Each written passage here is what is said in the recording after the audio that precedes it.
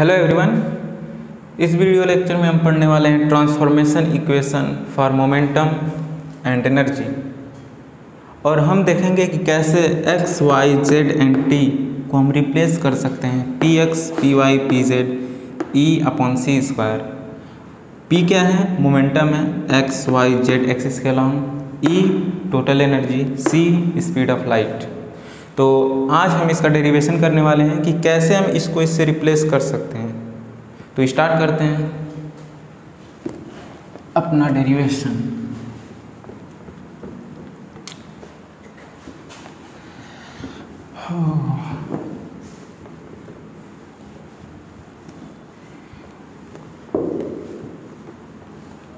ये जो रिलेटिविटी का यूनिट है ये बस समाप्त होने वाला है। ये लास्ट टॉपिक है इस यूनिट का, और इसके बाद हम एक नया लेक्चर बनाएंगे, उसमें बस न्यूमेरिकल्स होंगे रिलेटिविटी से रिलेटेड, जो कि इसके बाद हम अपलोड करेंगे। तो स्टार्ट करते हैं हम अपना डेरिवेशन।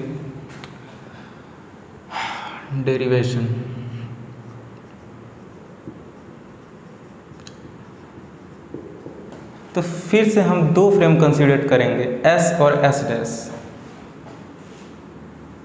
जैसा कि हम कंसीडर करते आए हैं x, y, z।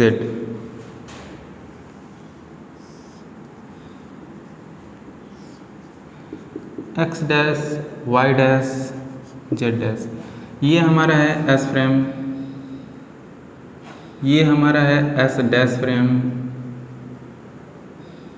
ठीक है, हम मान कर चलेंगे कि जब टाइम स्टार्ट हो रहा है, मीन्स स्टार्टिंग पे जब t = t डैश है, तो ये S डैश इसी पर कोइंसाइड कर रहा है। ठीक है, और ये जो S डैश फ्रेम है v वेलोसिटी से x एक्सिस के अलॉन्ग चल रहा है, तो ये डिस्टेंस कितना हो जाएगा? v × t होगा। तो पहले हम थोड़ा थ्योरी लिख लेते हैं। कंसीडर्ड टू फ्रेम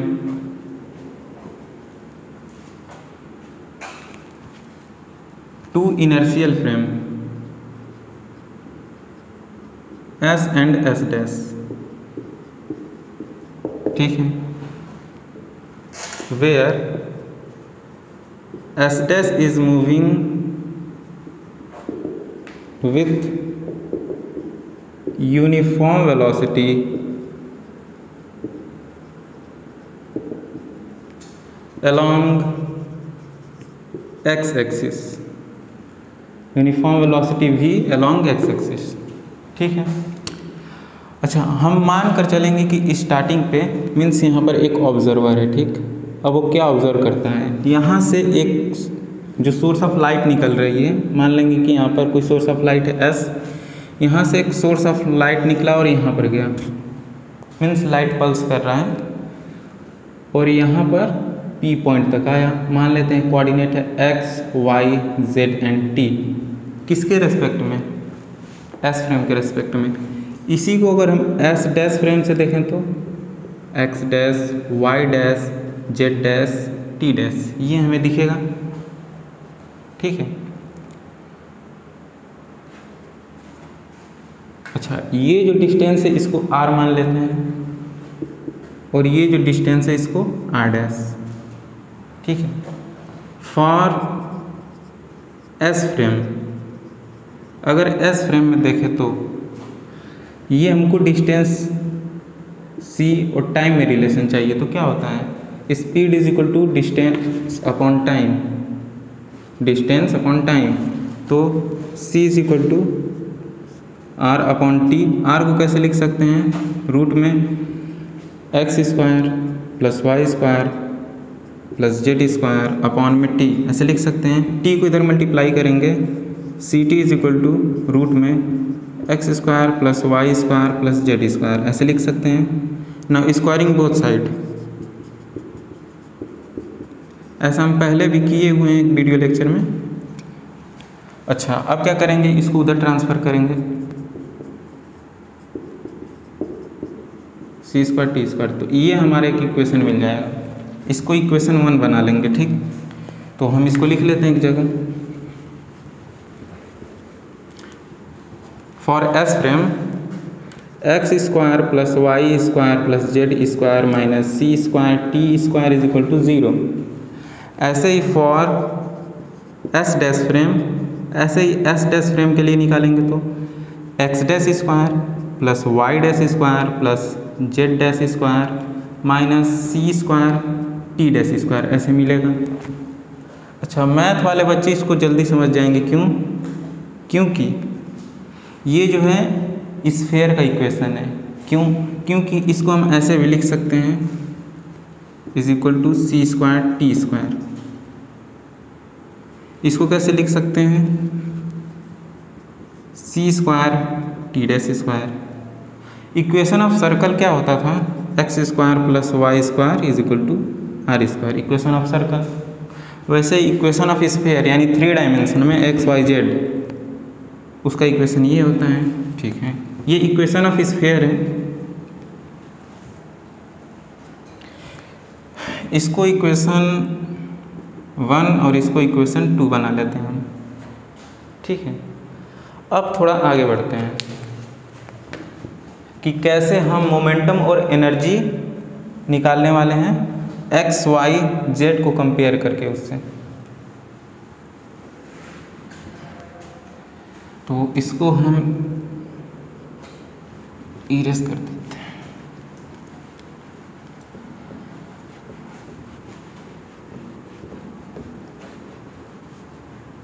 ये टॉपिक है बहुत आसान, बस कंपैरिजन करना है हमें, उसके बाद डेरिवेशन जो हमें करना है तुरंत डिराइव हो जाएगा। अच्छा, हम क्या मान कर चलेंगे कि ये जो फ्रेम था S frame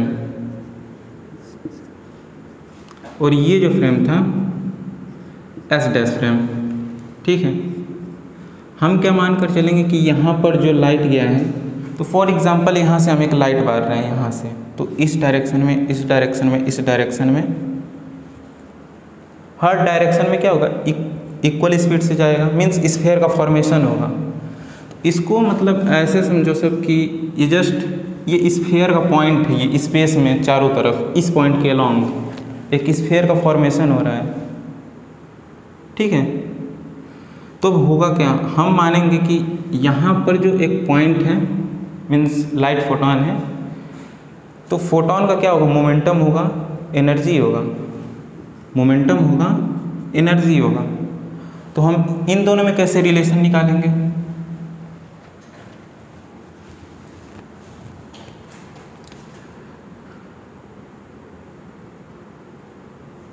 Let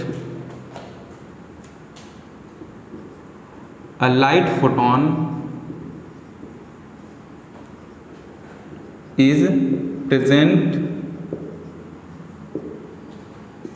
on the sphere।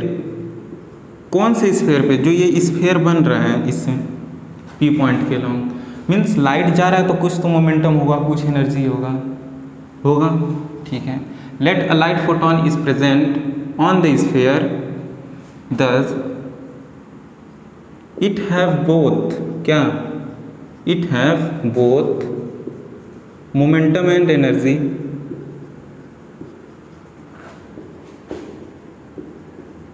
तो होगा क्या?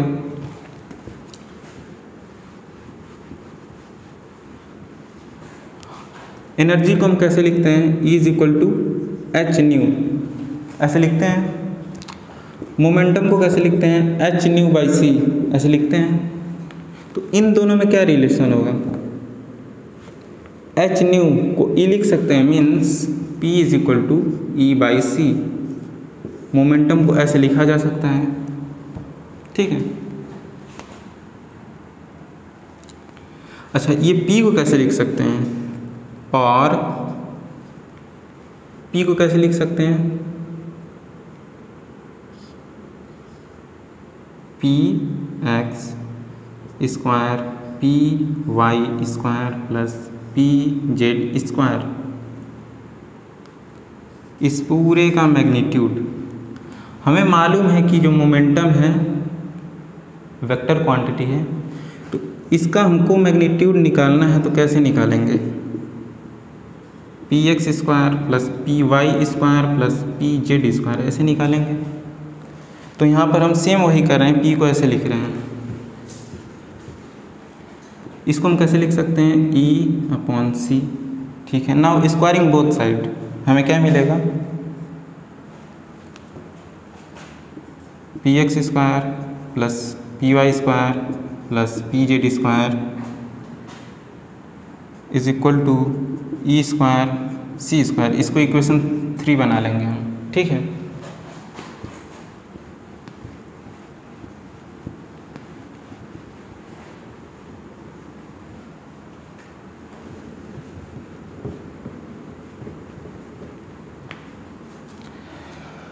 अच्छा similarly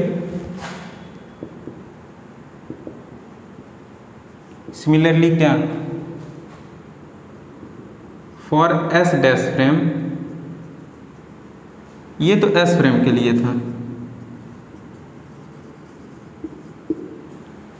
for S dash frame P X dash square plus P Y dash square plus P Z dash square is equal to E dash square upon C square. ठीक है, ऐसे लिख सकते हैं। इसको इक्वेशन 4 बना लेंगे। मीन्स इक्वेशन 3 है, इक्वेशन 4 है। अब क्या करेंगे, comparing equation 1, 2 and 3, 4 we get, हमें क्या मिलेगा कि दोनों मीन्स चारों इक्वेशन सिमेट्रिक हैं आपस में। मीन्स जो ये X square plus Y square plus Z square is equal to C square T square था, एक्स को पी एक्स से रिप्लेस कर सकते हैं, वाई को पी वाई से, जेड को पी जेड से, और टी को, सी तो कांस्टेंट है, टी को कैसे रिप्लेस करेंगे, तो इसको हम कैसे निकालेंगे। अच्छा, यहाँ पे टी स्क्वायर होता है। ठीक है, इसको हम कैसे निकालेंगे, ये पूरा इसके इक्वल है। Means C square T square is equal to E square upon C square, ऐसे लिख सकते हैं। T square is equal to E square upon C पे पावर 4, ऐसे लिख सकते हैं। Now taking root on both side, means T को हम लिख सकते हैं ई अपॉन सी स्क्वायर, ऐसे लिख सकते हैं। ठीक है, तो इसके आगे हम लिखेंगे comparing equation 1, 2 and 3 and 4 we get. ये तो सबको समझ में आ गया होगा। टी को ई अपॉन सी स्क्वायर से रिप्लेस करने वाले हैं हम। टी को ई अपॉन सी स्क्वायर से रिप्लेस करने वाले हैं। तो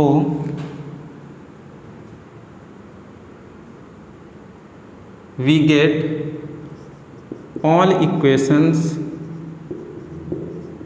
are equivalent symmetric.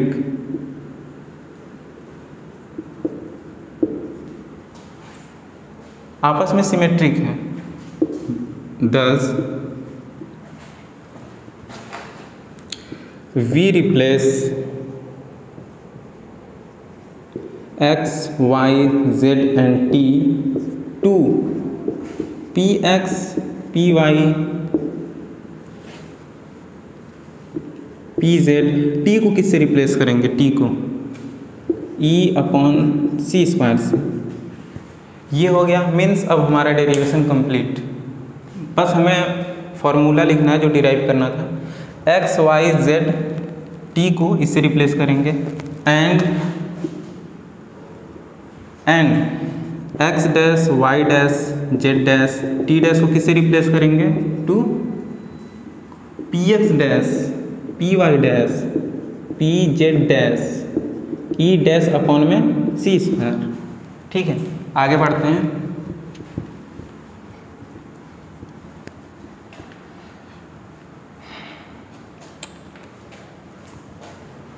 From Lorentz transformation equation, from Lorentz transformation equation हमें क्या मिलेगा? अच्छा, लॉरेंस ट्रांसफॉर्मेशन इक्वेशन सबको याद तो है?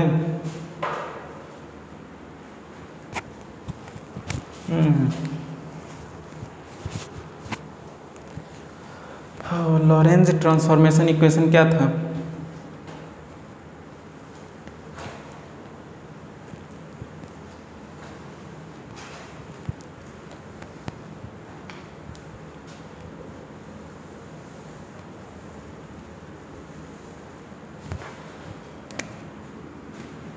क्या था? X dash is equal to X minus V T upon root में 1 minus V square upon C square, ये था। तो फिर एक्स डैश को किससे रिप्लेस करेंगे? P X dash. एक्स को किससे रिप्लेस करेंगे? P x. वी तो सेम रहेगा। टी को किससे करेंगे? ई अपॉन सी स्क्वायर से, इस पूरे का upon 1 minus V square upon C square is analogous of this, means ये इसका एनालॉग है। ठीक, ऐसे ही अच्छा वाई डैश तो वाई के इक्वल होता था, तो P Y dash P Y के इक्वल होगा। जेड डैश जेड के इक्वल होता था। P Z dash P Z के इक्वल होगा। बहुत आसान है ये, उतना टफ नहीं है। अच्छा, टी डैश को अब तो सबको समझ में आ गया होगा पूरा। टी डैश को कैसे लिखते थे? T minus V X upon C square root में 1 minus V square upon C square. ठीक है। अच्छा, ये टी डैश को किससे रिप्लेस करना है? टी डैश को किससे रिप्लेस करना है? E dash upon C square से, है ना। टी को ई अपॉन सी स्क्वायर से माइनस वी, एक्स को पी एक्स से, सी स्क्वायर रहेगा यहाँ पर रूट में 1 minus V square upon C square. दिख रहा है? बहुत क्लियर दिख रहा है। ऐसे लिख सकते हैं। अच्छा, कुछ लोग क्या करते हैं कि इसको सॉल्व कर लेते हैं। कैसे? ये सी स्क्वायर सब में कॉमन है, तो सी स्क्वायर कॉमन लेके इससे काट सकते हैं। तो ये इक्वेशन कैसे लिख सकते हैं? मीन्स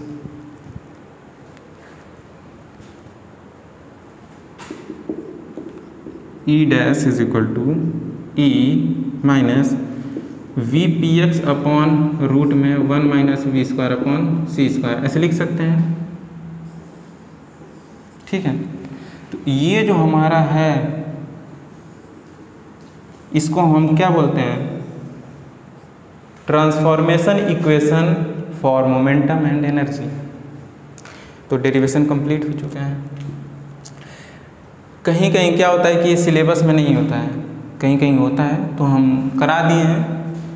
पढ़ना चाहें तो पढ़ सकते हैं, छोड़ना चाहें तो छोड़ सकते हैं। वैसे है काफ़ी इजी, तुरंत समझ में आ गया होगा। मीन्स करना कुछ नहीं है, जहाँ पर एक्स डैश है वहाँ पे पी डैश लिखना है, जहाँ पी एक्स है वहाँ एक्स है वहाँ पी एक्स लिखना है। टी को ई अपॉन सी स्क्वायर। अच्छा, कोई पूछे कि इन्वर्स फॉर्म इसका क्या होगा, तो इन्वर्स फॉर्म हमें इसका मालूम है, तो हम इसका लिख सकते हैं। कैसे? ये तो हो गया होगा।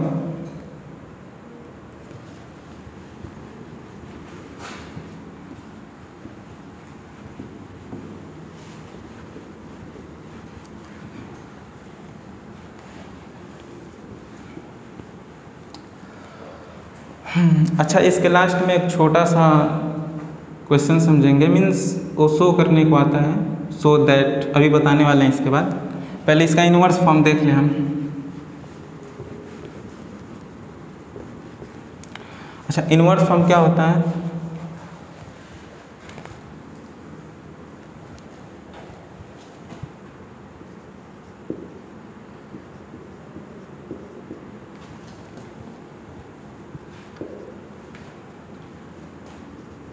ये तो सब अपने से लिख सकता है।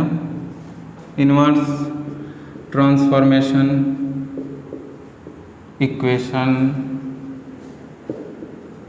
For momentum and energy.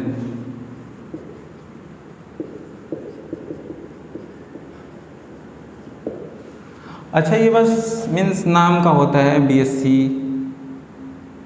Means समझाने वाला हो तो काफ़ी आसानी से हर चीज़ समझ में आ जाएगा। वो तो बस एक नाम होता है, ग्रेजुएशन है, 11-12 से टफ है, टफ होता है, लेकिन कोई समझाने वाला अच्छा टीचर हो तो हार्ड को भी इजी बना के रख देगा, है कि नहीं। तो देखते हैं, अगर समझ में आ रहा होगा तो अच्छी बात है।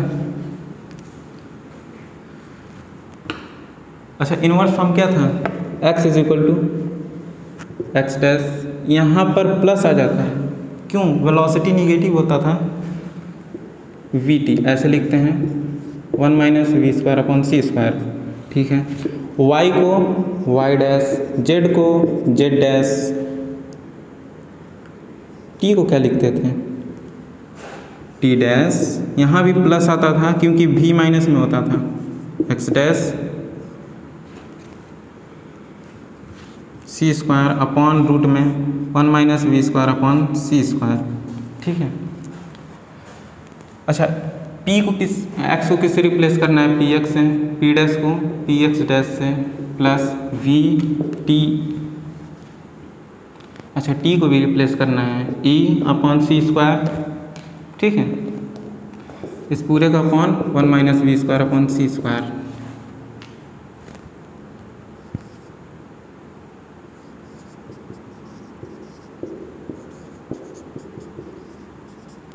ठीक है। अच्छा यहाँ पर t की जगह क्या लिखते थे, e अपॉन सी स्क्वायर, यहाँ भी सी स्क्वायर कटने वाला है,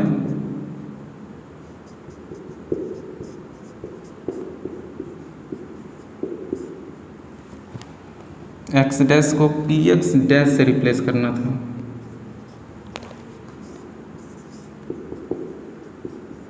ठीक है। अच्छा सी स्क्वायर सब में कॉमन है तो हटा देंगे यहाँ भी, तो क्या इक्वेशन हो जाएगा,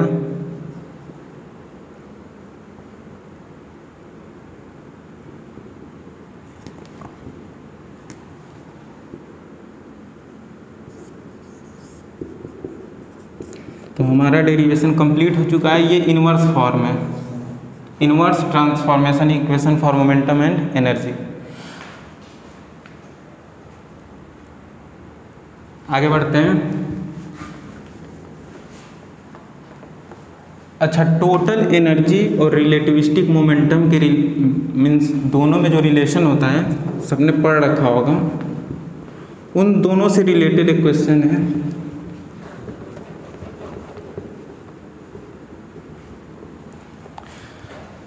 क्वेश्चन कैसे आता है, क्वेश्चन कुछ ऐसे आएगा, so that E upon C का whole square minus P square is invariant under special theory of relativity.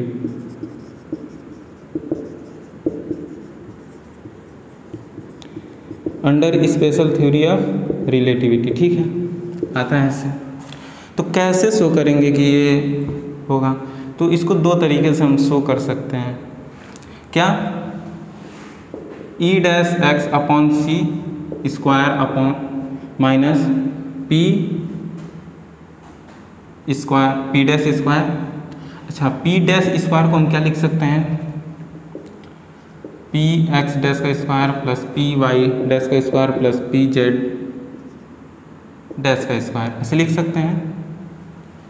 अच्छा इसके आगे हम क्या करेंगे, मीन्स आएगा so that this is invariant under special theory of relativity. तो करेंगे क्या, मीन्स इस ये जो है E dash C square minus P dash square, इसको ऐसे लिख सकते हैं, ठीक है।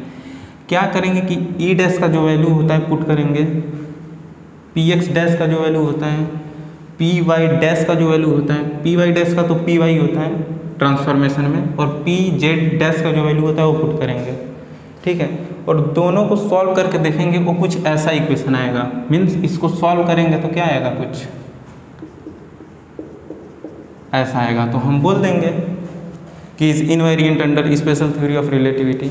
ठीक है, तो ये क्वेश्चन आप लोगों के लिए है, सॉल्व करके देखिएगा आता है या नहीं। इसको दूसरे तरीके से भी हम समझ सकते हैं। कैसे?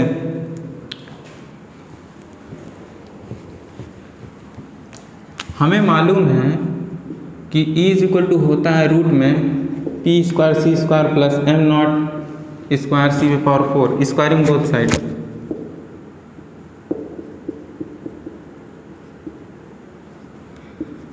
इसको हम इधर लेकर आएंगे, करेंगे क्या, सी स्क्वायर से डिवाइड कर देंगे। इधर सी स्क्वायर से डिवाइड करेंगे तो पी स्क्वायर बचेगा, एम नॉट स्क्वायर, इधर डिवाइड करेंगे तो सी स्क्वायर बचेगा। ये है क्या एग्जैक्टली?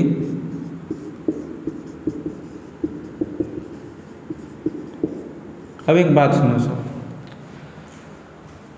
ये रेस्ट मास है बॉडी का, तो किसी भी फ्रेम के लिए वो तो नहीं बदलेगा। एम नॉट कांस्टेंट है, सी स्पीड ऑफ लाइट एब्सोल्यूट है, इनवेरिएंट है, वो भी कांस्टेंट है। मीन्स ये कांस्टेंट है, मीन्स ये इनवेरिएंट होगा, है ना। मीन्स किसी भी फ्रेम से, किसी भी इनर्शियल फ्रेम से देखेंगे तो ये चीज़ क्या होगा, इनवेरिएंट होगा। जो इक्वेशन आएगा कुछ ऐसा ही आएगा। तो ऐसे समझ सकते हैं, ऐसे ना समझ में आए तो जो पीछे बताएं वैसे आप करके देख लेंगे। तो इस वीडियो लेक्चर के लिए इतना ही। जो नेक्स्ट लेक्चर आने वाला है उसमें हम रिलेटिविटी के न्यूमेरिकल्स करने वाले हैं, ताकि जो रिलेटिविटी है बहुत अच्छे तरीके से ख़त्म हो जाए। उसके बाद हम लोग नेक्स्ट यूनिट स्टार्ट करेंगे। तो इस वीडियो लेक्चर के लिए इतना ही। अगर थोड़ा सा भी ये नया लगा हो और अच्छा लगा हो तो लाइक ज़रूर करिएगा। हमें तो लाइक करते ही हैं, वीडियो को भी लाइक कर दीजिएगा। तो मिलते हैं नेक्स्ट वीडियो लेक्चर में।